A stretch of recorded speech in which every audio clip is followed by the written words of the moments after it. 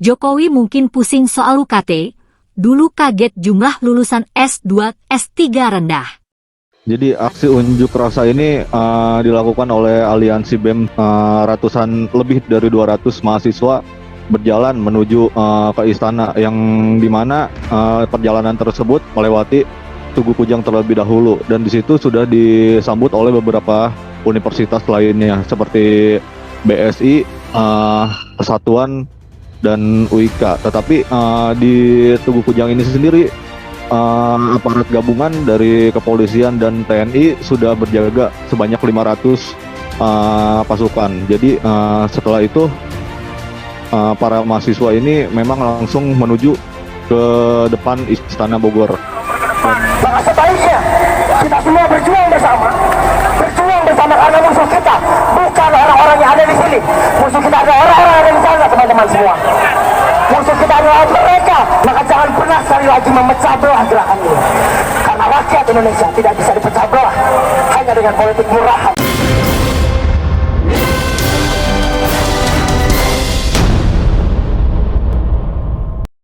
Pada Januari 2024 lalu, Presiden Jokowi kaget, terkejut karena jumlah penduduk yang berpendidikan S2 dan S3 masih sangat rendah. Rasio penduduk berpendidikan S2 dan S3 terhadap populasi produktif juga masih sangat rendah. Jokowi kaget melihat angka ini, padahal dia sudah 9 tahun menjabat. Angkanya 0,45%. Di negara tetangga, seperti Vietnam dan Malaysia, angkanya 2,43%. Sedangkan negara maju 9,8%. Menurut data BPS tahun 2020, jumlah lulusan sarjana atau lebih hanya sekitar 9,78% dari total 270 juta rakyat Indonesia.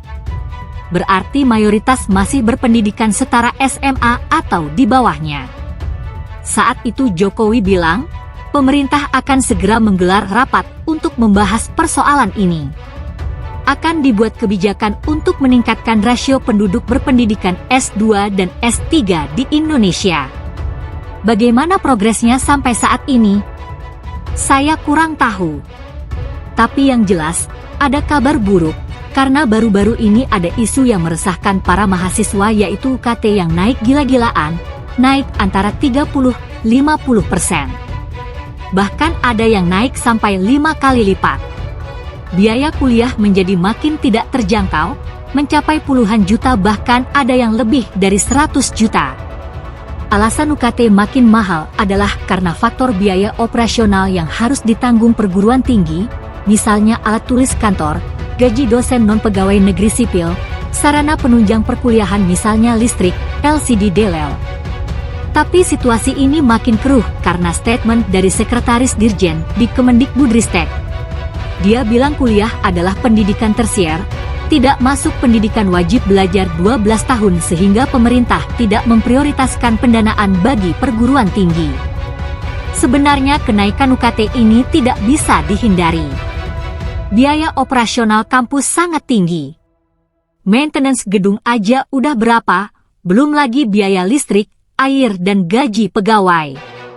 Yang jadi masalah adalah, saya kutip ucapan dari Guru Besar Universitas Pendidikan Indonesia, Cecep Darmawan. Anggaran pendidikan 20% dari APBN tidak cukup untuk membiayai pendidikan tinggi di kampus. Ini yang jadi penyebab UKT naik. Bandingkan dengan anggaran bansos yang lebih dari 400 triliun rupiah. Untuk perguruan tinggi dibagi ke ratusan perguruan tinggi, alokasi kadang cuma puluhan triliun. Apakah bansos lebih penting? Ya silakan kalian jawab sendiri, terutama saat Pilpres. Ada berapa banyak bansos yang ditebar?